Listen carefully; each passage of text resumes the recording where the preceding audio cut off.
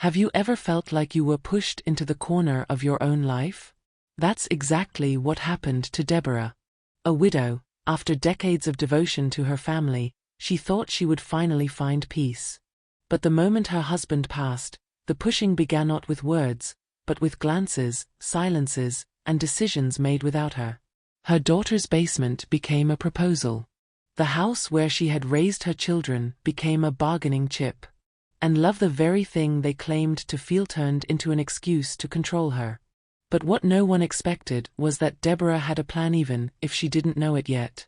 Between old letters, a forgotten key, and a document written in Spanish tucked inside a worn envelope, there was a new beginning waiting to be discovered. And when she finally realized they were trying to erase her story, that was the moment she began to write another one. This is not just the story of a woman who refused to disappear. It's about what happens when someone who's tired of giving in finally chooses to truly live. Get ready to follow a journey of quiet liberation, real empowerment, and an ending that, let me warn you, no one saw coming. And if this story touches you in any way, make sure to subscribe to this channel and share it with someone who needs to remember that it's never too late to start over. Deborah's rooftop may just inspire someone else's wings to take flight. Deborah was never the type to make a fuss. While the world around her rushed by, she kept everything on track quietly, but firmly. Yet over time, that silence turned into invisibility. Her family, out of habit or convenience, stopped seeing her. And when Russell, her lifelong companion, passed away, what had already been discreet became almost erased. Widow and vulnerable, that's how everyone saw her. But what nobody imagined was that inside that grief lived a volcano, not of rage, but of strength waiting to erupt. She started to notice the small signs of contempt, the way they interrupted her sentences, the decisions made without consulting her, the sharp comments disguised as jokes. Deborah wasn't underestimated because she lacked ability, she was underestimated because she had become too convenient. The understanding mother. The grandmother who accepts everything. And that's when she began asking herself, who am I now, when nobody expects anything from me anymore? That question, which might sound sad at first, became the key to an unexpected rebirth. Underestimating someone is a subtle kind of emotional manipulation. It's saying without words you're no longer useful. And yet, Deborah kept cooking Sunday lunches, washing the dishes alone, listening without being heard. Her family, teetering on toxic, didn't want to care for her. They wanted her to stay quiet, to not get in the way of the plans they were already making about the house, the assets, and of course the inheritance. They didn't really want Deborah. They wanted what she represented in material value. But they forgot something: there's always a limit. Even for those who love too much. One night, after yet another dinner where her opinion was ignored, Deborah gathered the plates. As she wiped down the kitchen counter, she thought to herself, I am not this. I am not this rag being dragged across the table. And right there, in the most ordinary moment, she began reclaiming her feminine autonomy. It wasn't a scream, it wasn't an explosion. It was a quiet awakening, the most dangerous kind, because it comes from within and depends on no one. She started slowly. Rereading old letters. Opening boxes hidden in the closet. Rediscovering memories that reminded her who she had been before she was just the mother or the widow. She even found records of a trip she and Russell had taken to a small village in Spain, and she remembered how much they had dreamed of going back. That lit something inside her. It wasn't just nostalgia. It was a reminder that there was life beyond the suffocating routine. For her, the new beginning started with memory, but it soon became a real plan. The house, once a home, had turned into a silent battlefield. Every corner carried a good memory but also a judgmental stare. Deborah began to notice how they tried to convince her to sell the property, disguised as concern, almost theatrical. It'll be better for you, they said, wrapping poison in pretty paper. But she caught on in time. She realized that this forced sale wasn't meant to help her, it was meant to erase her. And that was the turning point. The beauty of Deborah's turning point was that she didn't flip tables or cause a scandal. Her silent empowerment came in the form of research on her computer, discreet visits to real estate agents, and long conversations with an old family lawyer. Nobody noticed. But she was laying the groundwork literally. Ground in another land, where she could bloom again. Where she could be seen, or at the very least, not erased. And so, while everyone else still treated her like a burden, Deborah was already rewriting her own story. The pain of being underestimated became her fuel. Each slight, each dismissive word, became a step. It wasn't easy. But it was hers. And that's where true freedom lives, when you realize you don't have to prove anything to anyone, you just have to live fully. And little did they know this was only the beginning. The death of Russell wasn't just the loss of a husband, it was the silent collapse of a balance Deborah hadn't even realized she was holding together for the entire family. With him around, even quietly, there had been respect. Without him, it was as if her children had been given a green light to take possession of something that never truly belonged to them, their mother's autonomy. Of course, it didn't happen overnight. It started with "Mom, let me handle this for you," and quickly morphed into "Mom, you don't need to worry about this anymore." Now grown, with all their polished, modern-sounding justifications, her children insisted they only wanted what was best for her. But Deborah felt the weight of their paternalistic tone, that controlling disguise wrapped in the language of care. A visit turned into an inspection. A simple conversation turned into a suggestion to sell the house. "It's not safe for you to live here alone," they said. But the words came with a sideways glance that didn't match concern, but urgency. Urgency to decide for her. Urgency to turn grief into profit. Deborah had spent her entire life caring for her family. She had given up dreams, adjusted her own desires, dedicated herself without expecting trophies in return. And now, instead of comfort, she found schemes. Schemes that left no space for her voice. The guest room was suddenly a proposal for permanent housing. The basement became a suggested alternative. And when she realized they were trying to convince her to sign bank transfer documents just to make things easier, the alarm bells finally went off. It was her money, her security. But their ambition was already doing the math. This happens more often than people like to admit. Emotional manipulation within families rarely comes in the form of shouting. It comes dressed as hugs, as "we just want the best for you," as decisions already made with fake smiles. Deborah saw it all with the weary eyes of someone who had lived long enough not to be fooled. And yet it still hurt. Because one thing is knowing the world can be cruel. Another is feeling that cruelty disguised, coming from the very people you brought into this world. That pain was double grief and disillusionment. The attempt to control her house wasn't just about bricks and roof beams. It was about erasing her story, tearing apart the roots she had cultivated for years. Deborah remembered every renovation she and Russell had done, every corner they had decorated with love, every Christmas morning lived under that roof. But her children saw the house as an asset, a property to be cashed in. And that's when she realized something painful: the bond wasn't about affection, Anna-Marie, it was about interest. And the cruelest part? They truly believed she didn't notice. But she noticed. Oh, she noticed. And she started writing everything down. The conversations, the papers, the looks.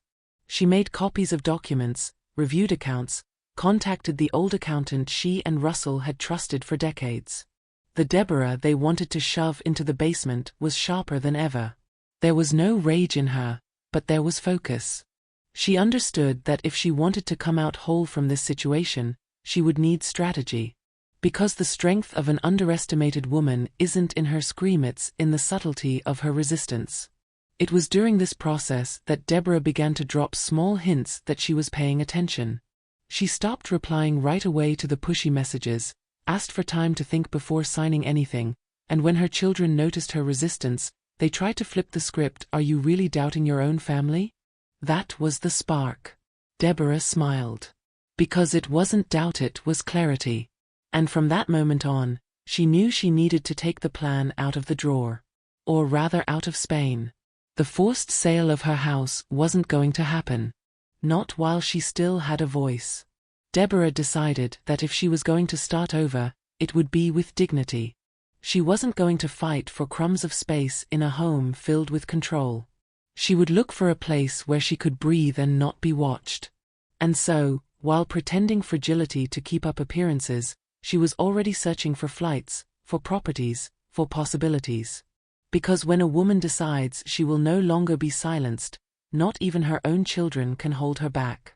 Russell had always been a man of few words, but of many gestures. He knew Deborah better than anyone knew her quiet strength, the way her silence carried weight, the way she managed to keep the family together even when everything seemed to fall apart. In his final years, between doctor visits and moments of deep reflection, he foresaw what would happen after he was gone. Not just the grief, but the pressure she would face. And without fanfare, he began to prepare what he called the Freedom Plan. Deborah discovered that plan by accident, weeks after the funeral. It was a grey afternoon, one of those that pairs too well with longing. While going through papers in the office, she found a letter written in Russell's familiar handwriting. Inside were detailed instructions, accounts in her name, investments set aside, a trusted contact in Spain, and most surprising of all, the deed to a house in a small Spanish village they had visited decades earlier. Between lines heavy with love, there it was, a posthumous gift from a man who had always believed in her. At first, Deborah froze. The house in Spain was an old dream, the kind that time almost erases. They had spoken about it on vacations, walking through sunlit streets of the village, dreaming of growing old together with peace and cheap wine. But life demanded focus on other things. Now, that dream had returned not as fantasy, but as a real possibility. And more than that, as a carefully prepared path to freedom, left for her by Russell, if she chose to take it. That discovery changed everything. Grief, which had felt like an endless weight, now mingled with a new feeling, hope. It wasn't about running away. It was about claiming a space that was truly hers. For the first time, Deborah began to imagine a life without supervision, without emotional manipulation, without her toxic family trying to dictate her next steps. That distant house became a symbol of feminine autonomy.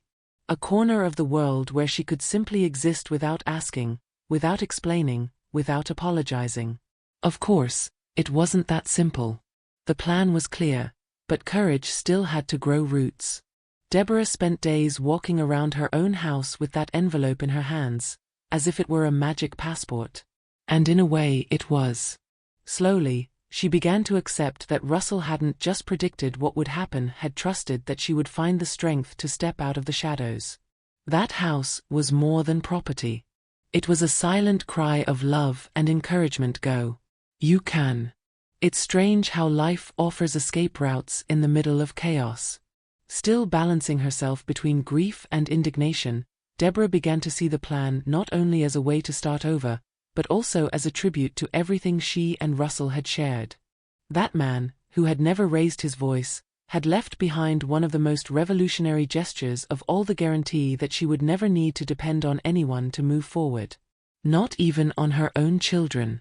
And for Deborah, that was the greatest act of love. Gradually, she started gathering information about the village, about the documents she would need, about moving options. She didn't tell a soul. But each day, she felt more certain that this was her path. It felt as if she was being guided not by mystical voices, but by the living memory of someone who had always known her deepest core. Russell's silent plan became a powerful secret, tucked between the pillows of the marriage bed that now held only one presence and a new destiny. Meanwhile, as her family kept discussing sales values, future inheritance, and plans that excluded her wishes, Deborah smiled quietly to herself. Because she already knew something they could never imagine. It wasn't just about leaving that house. It was about rewriting her story with two signatures, hers and Russell's. Silent empowerment starts like this, with a letter, a memory, and a decision that grows slowly but carries the weight of an entire life. There's a brutal difference between offering help and taking control. And Deborah learned that in the hardest way. At first, she wanted to believe her children were concerned. After all, grief distorts everything, and she was still dizzy inside. But as days passed, their presence felt less affectionate and more strategic. A visit here, a conversation about organizing her life there, And soon the topic of selling the house always surfaced with that rehearsed tone of people who had already done the math. The way they approached it always wore the mask of supposed care. You don't need all this space anymore. Or it's too much work for you to handle alone. Deborah listened in silence, but inside she could smell their intention.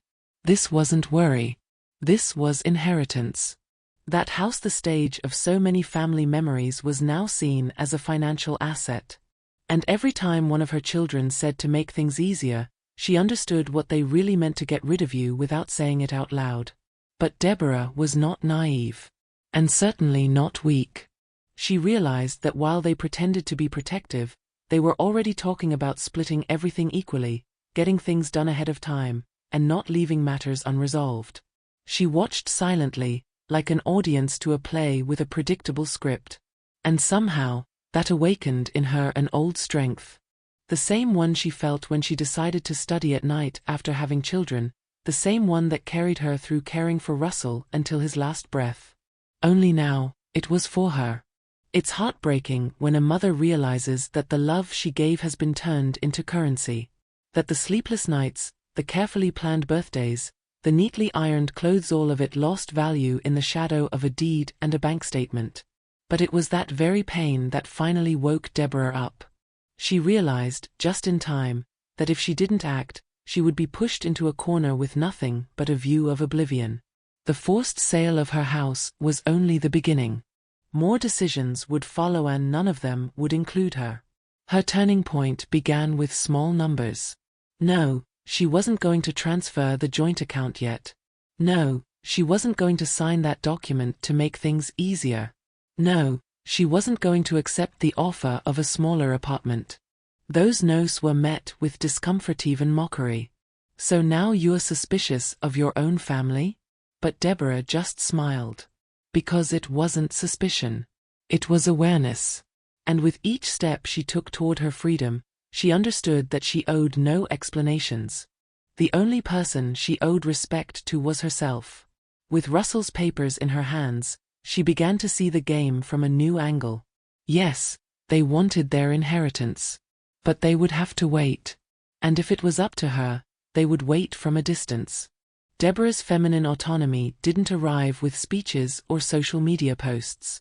It came with firm, quiet, practical decisions. She stopped being the passive object of their story and became the author of her next chapter. No confrontations. Just strategy. One of her sons, the most anxious one, even made an offer to buy the house to keep it in the family. Deborah thanked him kindly, but refused. He didn't understand why. And she didn't explain. She didn't need to. Because deep down she knew that explaining would only feed the cycle of emotional manipulation that had always silenced her. She no longer owed explanations. She was far too busy choosing the colors for her new house in that Spanish village. And while her children were planning her future as if dividing a board game, Deborah was already 2 steps ahead. Gathering documents. Calling her trusted lawyer. Researching properties in her new destination. Their inheritance was safe, but it would only come when she decided. Until then, she was no longer going to be the obedient widow, the gentle mother, or the accommodating old lady. She was going to be simply Deborah. In pain, yes. But with enough strength to choose, alone, what to do with her life. Deborah had always been seen as the caregiver, the foundation, the lap that never failed. But when Russell was gone, the way people looked at her changed. From matriarch, she became a burden. A fragile widow, emotionally unstable, in need of help even when no one bothered to ask what she actually wanted. The cruelest part is that, for a while, she believed that role herself. She cried alone, felt lost, drifted through empty days. But something inside her, maybe a long-forgotten spark, began to glow again. And it wasn't sorrow. It was resistance. That transformation didn't happen overnight. It came from within, with every no she learned to say. It came during her walks through the empty house, during the lonely coffees that stopped being sad and turned into moments of reflection. One afternoon, sitting in Russell's favorite chair, she understood something powerful. The greatest tribute she could pay him was to live. To live with truth. To live for herself. Not as the shadow of the wife she had once been, but as a whole woman, one who still had so much to build. The house in the Spanish village became more than a plan. It became a symbol. A lighthouse. She started imagining days with sunlight flooding through wooden shutters, the smell of fresh bread on Saturday mornings, the quiet joy of walking without asking permission to exist. While her children were still trying to decide what to do with her life, Deborah had already packed her bags, not just the physical ones, but the emotional ones. And for the first time, they weren't filled with guilt or sacrifice. They were packed with courage. The day she boarded that plane was almost poetic. Alone in the airport, carrying a small suitcase and wearing a smile that hadn't appeared so sincerely in years, Deborah looked like a different woman. She wasn't dressed in mourning anymore, she was dressed in decision. And when the plane took off, she felt that for the first time in decades, she was heading toward something that was hers alone. When she arrived, she was welcomed by the silence of a village that seemed to embrace her without a single word. That house, once only a memory, had now become a starting point. Rebuilding her life didn't require heroics. It required humility. Deborah had to relearn everything from going to the market with limited vocabulary to figuring out how the heating system worked in her new home. Every small obstacle she overcame was a reminder, yes, you can. And little by little, she began to find joy in the simplest tasks: hanging clothes under the sun, tending to her plants, chatting with neighbors. It was as if every routine whispered to her, you are alive. And you're in control. Freedom also came in silence. There were no interruptions, no criticisms, no veiled accusations. The phone rang less. Her children, now with no access to her daily life, slowly began to realize she was no longer an extension of them. She was a woman on her own journey. And even if they didn't say it out loud, it unsettled them. After all, who was this new Deborah who no longer needed their approval? She was the same woman as before. Only now, the invisible chains had been broken. The most beautiful part was that Deborah never had to sever ties aggressively. Her empowerment was built silently, gesture by gesture. When people asked why she had gone so far, she smiled and replied, because when I stayed too close, I was losing myself. It wasn't an escape. It was an encounter. And the more time passed, the more whole she felt without needing a stage, an audience, or applause. Her reconstruction was quiet. But every brick was hers. In that village, Deborah didn't become a celebrity, nor did she write a book. But she became a reference. The English neighbor would say she had an artist's soul. The baker called her La Signora Valiente, the brave lady. And the truth was, she didn't see herself as a heroine. She only wanted peace. But in searching for it, she ended up proving that yes, it is possible to rebuild a life from scratch, even after being treated as disposable. And all of it, with just a suitcase, a forgotten house, and a courage no one expected to find. For most of her life, Deborah had confused love with obligation. Like so many mothers, she believed that loving meant always giving in, always putting her children first, even when it cost her peace. The problem is, when love doesn't come with clear boundaries, it turns into open ground for emotional abuse. And that's exactly what she endured for years: forced smiles, decisions made over her head, manipulations disguised as concern. And all of it digested in silence, as though it were part of motherhood's unspoken deal. But there comes a time when silence begins to scream. And Deborah's scream came in the form of choices. When she realized her children were more interested in inheriting than in caring, she understood that her love as a mother could not be used as a leash for control. Because when care turns into manipulation, affection becomes a debt. And no mother owes anyone anything, especially after a lifetime of giving. Deborah loved her children. But she needed, above all, to love herself again. She began to review her past. How many times had she said yes when she wanted to say no? How many times had she swallowed offensive jokes, been interrupted, or excluded from important family decisions?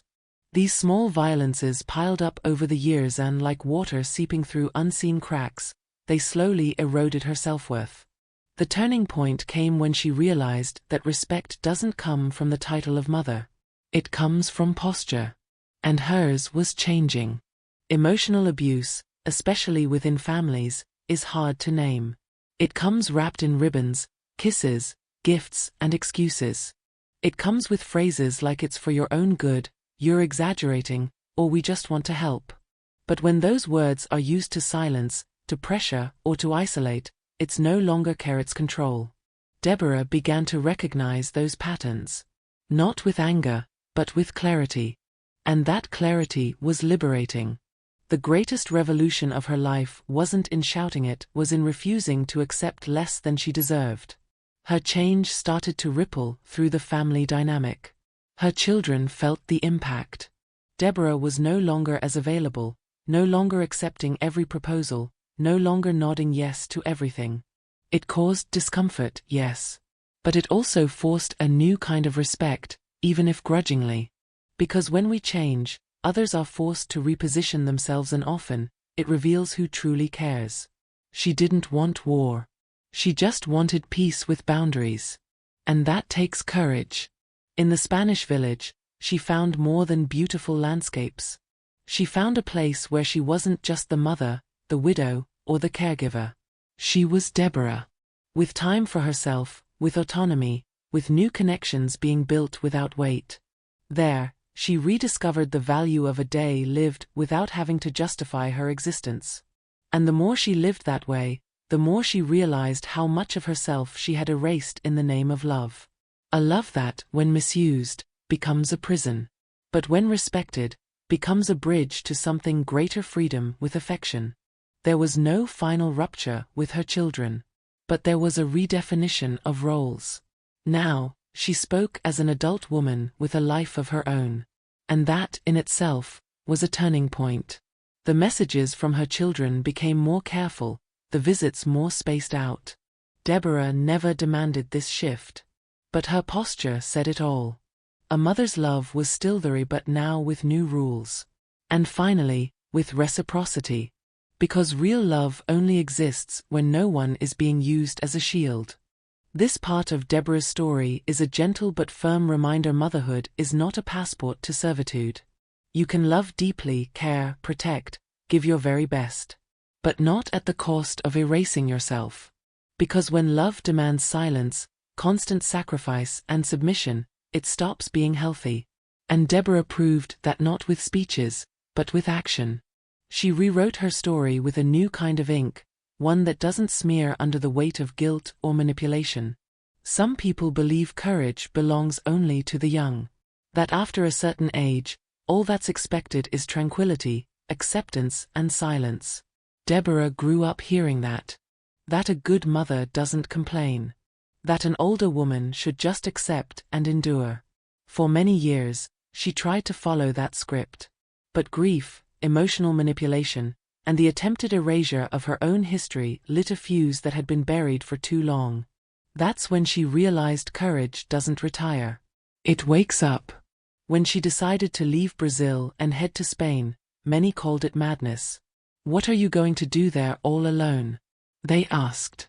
What they didn't understand is that the real loneliness was living inside her own home, surrounded by children and grandchildren who treated her like an extra in her own life. In the village, even without anyone by her side, she could be the main character again. And that act, seen by many as impulsive, was the proof that strength, desire, and autonomy still pulsed inside her. Deborah's courage didn't come with fanfare. It came with tickets purchased in silence, contracts signed without consultation, decisions made with the firmness of someone who had been ignored too many times. And contrary to what some might think, it wasn't easy. She felt fear. She spent sleepless nights. But as she told herself, if I'm going to lose sleep, let it be while trying to be happy, not while trying to please others. That phrase became her motto, a compass on days of doubt.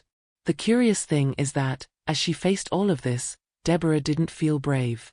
She felt necessary. She needed to prove to herself that she was still capable of building something new. That age doesn't define ability. That freedom has no expiration date. In the village, she learned to walk down new streets, speak a new language, bargain in the market, meet neighbors all with the butterflies-enthusiastic thrill of someone who was, finally, living. And that, more than any degree or recognition, was proof of strength. For her, courage became synonymous with consistency. It was getting up each day and deciding to continue. Even with longing. Even with cold messages from her children. Even with doubts.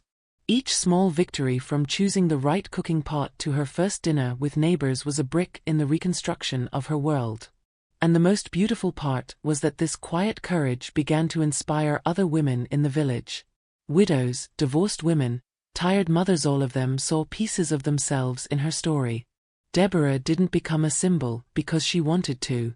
She became one because she chose to live without hiding. And that choice, simple as it may seem, was revolutionary. In a world that insists on silencing women after 60, she chose to speak through action. To show that she could still love, dance, move countries, sip wine alone on her terrace, laugh at bad jokes, and say no to any attempt to silence her. That, perhaps, was the most legitimate form of courage, the kind that blooms when no one expects it. In time, she realized that fear never really goes away. But the difference lies in who holds the wheel. Before, fear decided for her. Now, it was just a passenger in the back seat. Deborah was driving. And more importantly, she knew exactly where she wanted to go. What had begun as an escape became a destination. What looked impulsive became a plan. What seemed like an ending became a new beginning. And all of it because she understood that no matter what people say, it is always time to be brave. And if anyone asked, "Aren't you afraid you'll regret it?" she would answer with a smile. Because the only real regret would have been not trying. Deborah didn't wait for applause or permission. She simply moved forward. And in doing so, she left behind a trail of inspiration, showing that courage isn't measured in shouts or medals, but in the quiet ability to choose your own freedom, even when the whole world expects you to surrender. Her daughter's basement wasn't just a physical space. It was a symbol. A hidden, quiet place that, for many, seemed appropriate for a widow, an old woman alone. When the proposal was made, it was disguised as affection. "This way you'll be close to us, it will be practical, everything you need is right there." But between the lines, Deborah heard something else: stay there, quiet, without getting in the way. And that hurt more than grief itself.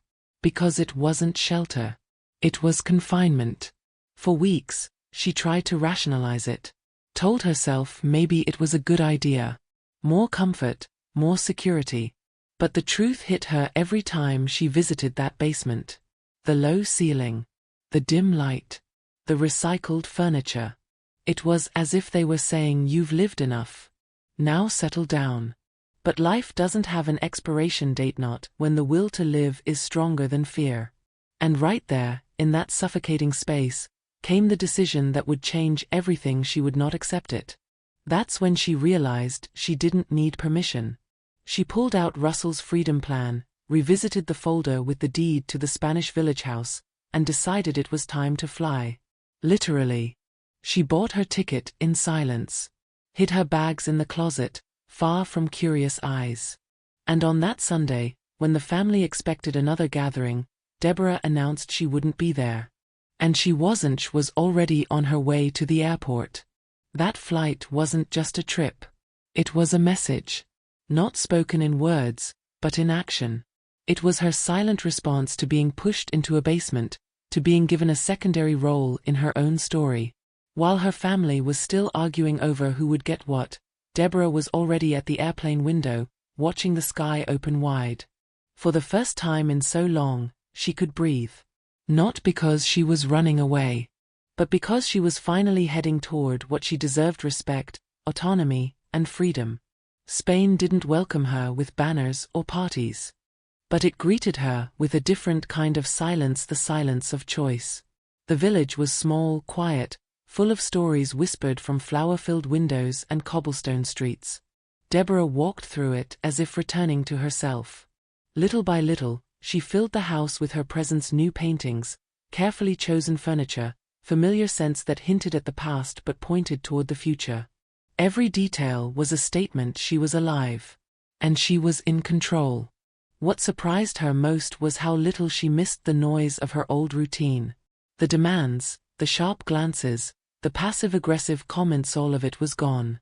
She had traded a basement for a terrace. Literally. With a view of the hills and the sea, she now had her morning coffee while watching the sun rise. Alone? Yes. But in peace. It was there, on that small terrace, that Deborah felt her life blooming. And for the first time, she didn't have to apologize for it. Some friends, even old neighbors, sent messages. Why did you go so far? What about your grandchildren? Didn't your children feel hurt? She answered kindly but firmly they were surprised. And that says it all. Because the issue wasn't geographical distance. It was the emotional distance she had felt for years and that now, finally, no longer hurt. The trip wasn't escape. It was liberation. And the price of freedom, she paid gladly. Today, if anyone brings up that basement, Deborah hardly remembers it. Because her life is now made of light, of wind on her face, of firm steps on unfamiliar streets. That flight seen by many as risky was the beginning of everything. When they tried to push her into oblivion, she answered with movement. When they expected her surrender, she offered presence. And so, with suitcase, courage and silence, Deborah changed her destiny without needing anyone's approval. When Deborah left for Spain, she left behind more than a house. She left behind silences, assumptions, and above all, a curious granddaughter. Laura, the eldest grandchild, had always shared a special bond with her grandmother. Observant, sensitive, maybe the only one in the family who really listened without trying to correct. In those first days, she noticed her grandmother's sudden absence. There was no goodbye, no explanation, just a short message: "I'm fine. Now it's my turn to live." And that sentence kept echoing in the girl's mind. Driven by restlessness, Laura started investigating on her own. She dug through old photos, found letters, and in one cabinet discovered an envelope with copies of documents in Spanish. That's when it began to click. While her uncles and parents spoke about decline, age and vulnerability, Laura saw something else: strategy. Deborah hadn't run away. She had planned. She had taken a step forward and no one noticed. No one except Laura. And that realization shook everything she thought she knew about her family. At a Sunday lunch, she tried to bring it up. Asked about the house in Spain, about her grandmother's decision. The answer was blunt: she wasn't thinking clearly. That set off alarms. Because if there was one person who always thought clearly, it was Deborah. The way she organized everything, the way she always had a plan, the care in each word. This wasn't confusion. It was choice. And the attempt to paint her as incapable sounded more like an excuse than concern. Determined to know more, Laura reached out directly to her grandmother. A quick video call, but full of emotion. Deborah appeared smiling, her face tanned by the village sun, a glass of wine in her hand. "Hello, my girl. I'm home." That was all, and it was everything. In that moment, Laura understood that her grandmother hadn't been swept along by life. She had taken the wheel. And what the family called running away was, in truth, a calculated, deserved, and powerful liberation. Over time, they began speaking often. Laura became her confidant, her listener, her student. Because watching her grandmother start over at 68, in a new country, with a new language and routine, was like attending a living class in silent empowerment. The awakened granddaughter could see what the others refused to. Deborah had never been fragile. She had been strategic. And now, she was living what most people only dared to dream in silence: complete autonomy. This discovery transformed Laura. She began questioning family patterns, the roles imposed on women, the distorted use of love as a tool of control. And for the first time, she found the courage to speak up. When they tried to involve her in inheritance discussions, she answered firmly: "You're not worried about her. You're worried about what she left behind." It caused discomfort, yes. But it also opened space for new conversations, more honest, less theatrical. Deborah, for her part, never asked her granddaughter to defend her. But she felt peace knowing someone understood the essence of her choice. Laura was more than blood. She was continuity. The new generation that, with clear eyes, could break cycles of emotional manipulation. And more, she had the courage to do things differently. The bond between them grew stronger despite the distance, held together not by obligation, but by identification. And so, while most still looked for answers in papers and possessions, Laura found truth in gestures. She saw who really stood by Deborah. And she realized that her grandmother's greatest inheritance wasn't the house, nor the money. It was the boldness to rewrite her own story even when everyone expected her to stay silent. That legacy, yes, was worth more than any will. For 3 decades, Deborah had breathed for others. Every choice was calculated around her family's well-being. She adjusted routines, swallowed her opinions, gave up both small and big dreams. That seemed normal, even noble. But little by little, that way of living corroded her identity. Time passed. The children grew. Russell grew sick. And when she finally looked around, Deborah no longer knew what her own desires were.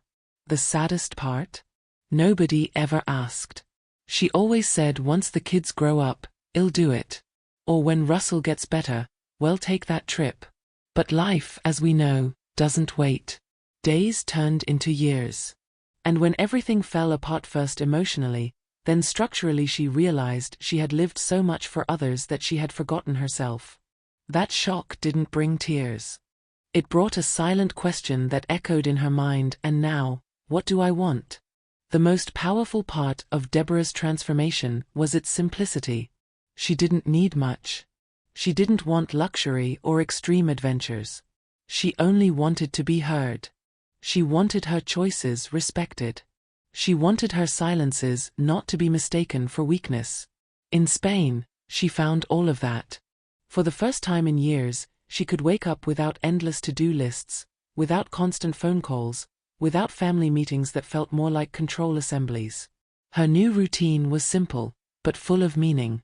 Market day on Wednesdays, a walk to the cafe in the square, Spanish books read with a dictionary at her side. All of it was hers. And the most beautiful part? She did all of it without needing to justify herself to anyone. If she wanted to eat alone, fine. If she wanted to spend the whole day lying down listening to music, that was fine too. Every act was a quiet affirmation that she was finally living for herself. And without guilt. This autonomy wasn't just a choice. It was healing. Deborah understood that years of emotional erasure couldn't be erased with a one-way flight. But each day, each small decision, was a rewriting of her worth. She didn't shout to be noticed. She simply lived. And the impact of that, strangely enough, was greater than any fiery speech. Because there is raw power in simply existing without needing permission. Her children's messages still arrived. Some sweet, others laced with hidden barbs. But now, she read them differently. She replied when she wanted. She hung up when she felt they were trying to steal her time again. Not out of resentment, but out of self-preservation. She realized that caring for herself was the minimum and also the maximum she could do for those who truly cared. Because you can't love others well if you're in pieces yourself. The most symbolic moment of this new chapter came when she decided to paint the house. She chose bold colors, something between terracotta and burnt yellow. "That's too loud," her neighbor commented. Deborah laughed. "This is the first time in my life that something is entirely my choice. I'm going to enjoy it." And that's exactly what she did. Each colorful wall, each plant on the terrace, each meal cooked without hurry, they were all celebrations of her new life. A life that finally belonged to her. After 30 years of living for her family, Deborah was now living for herself. And that wasn't selfishness. It was justice. Because being a mother, a wife, a grandmother, those are all parts of who you are. But being a woman, whole and complete, with your own desires and will, comes first. That rediscovery changed everything. Now, when she looked in the mirror, she saw more than wrinkles and old stories. She saw a free woman. And she didn't need anyone's approval to keep being exactly that. If there's one thing that had always marked Deborah, it was her calm way of existing. She was never one for drama. Even in the face of injustice, she preferred to breathe deeply, observe, and act strategically. When she realized the environment around her was becoming a prison disguised as concern, she didn't respond with confrontation. She responded with silence. And that silence, mistaken by many as weakness, was actually the beginning of her greatest demonstration of strength. The decision to leave didn't come from a single disappointment. It was an accumulation. Every act of disrespect, every dismissive word, every look that said you don't belong here anymore piled up inside her like invisible warnings.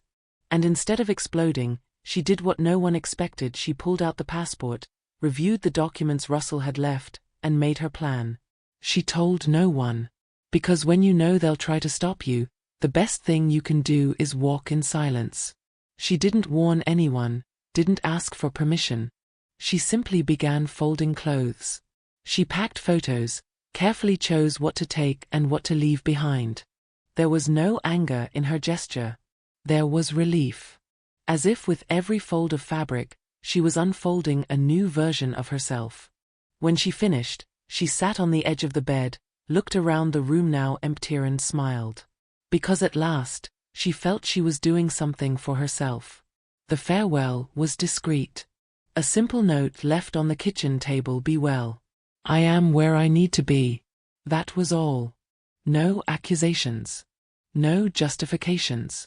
No dramatic cries. She knew that any attempt at explanation would turn into argument, and she was no longer willing to be interrupted.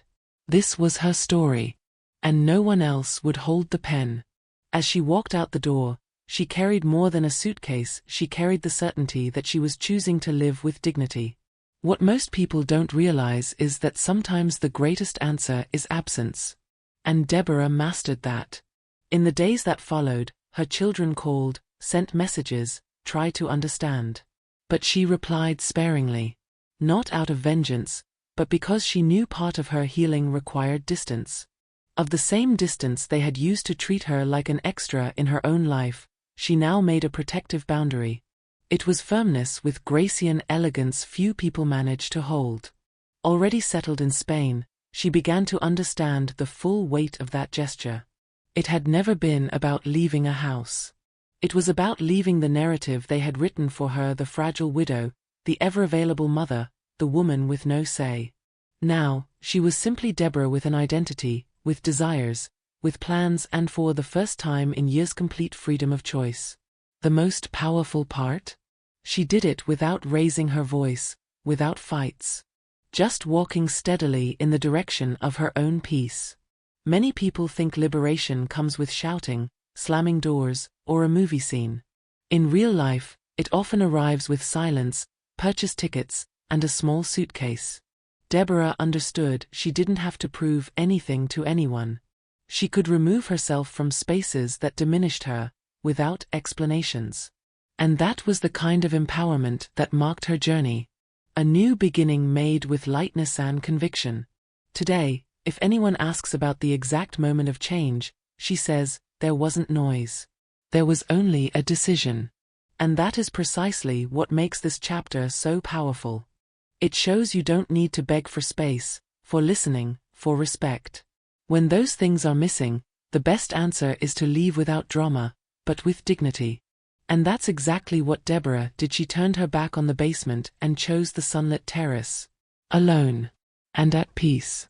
When someone gives their entire life, there comes a point when they forget their true size.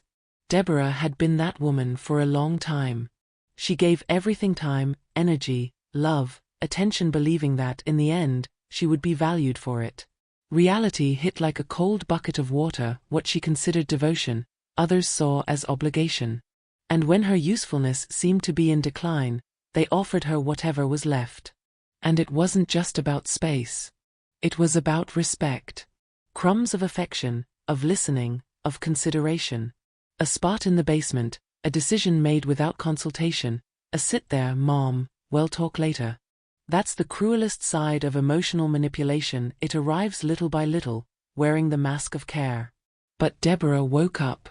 And once she did, she no longer wanted a little voice, a few minutes to herself, a tiny corner.